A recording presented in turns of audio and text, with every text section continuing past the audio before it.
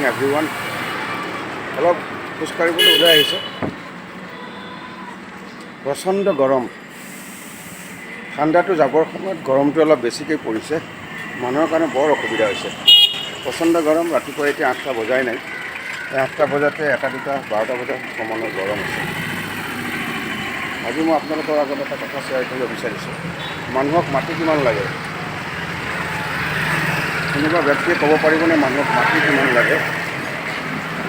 লোভীয়া যিখন লোক তেওঁলোকৰ কাৰণে মাটি কিমান লাগে, সম্পত্তি কিমান লাগে তেওঁলোকে উত্তৰ দিব নোৱাৰে। আৰু তেওঁলোকে ভাবে এশটা জেনেৰেশ্যনে থাকিব পৰাকৈ পইচাটো বা সম্পত্তিটো ঘটি থৈ যাব পাৰিলে সিহঁতৰ এশটা জেনেৰেশ্যনৰ সন্তান যিবিলাক হ'ব সিহঁতৰ অসুবিধা নহ'ব। এই মানসিকতাৰে চলাৰ কাৰণে কৰাপশ্যনৰ পৰিমাণ বাঢ়ি গৈছে। কৰাপশ্যনটো কৰে দুটা কাৰণত। নিজৰ জেনেৰেশ্যনটোৱে যাতে সুখত খাব পাৰে বহুত বছৰলৈ, আৰু পাৱাৰত যাতে থাকিব পাৰে।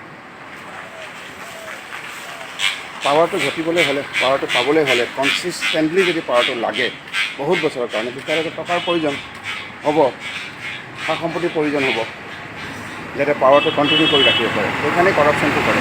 নহ'লে মানুহক খাবলৈ বিয়া কৰিবলৈ বেছি টকাৰ প্ৰয়োজন নহয় আৰু বেছি মাটি নালাগে। সেইটো কাৰণতে কৰাপশ্যনটো বাঢ়ি গৈছে। কৰাপশ্যন কৰা আৰু এটা কাৰণ আছে। পেটবোৰ লোকে চাকৰি লয়। কেনেকৈ চাকৰি লয়?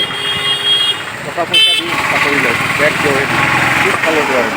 এই চাকৰিটো কৰাৰ পিছত সেই পইচাখিনিতো আৰ্ণ কৰিব লাগিব। গতিকে এইকাৰণে কৰাপশ্যন হোৱাৰ এটা ঘাই কাৰণ। যেতিয়ালৈকে মানুহৰ মানসিকতাটো চেঞ্জ নহ'ব তেতিয়ালৈকে কৰাপশ্যন বন্ধ কৰিব নোৱাৰে। আজিলৈ ইমানটা সময় নোৱাৰিলোঁ। নমস্কাৰ।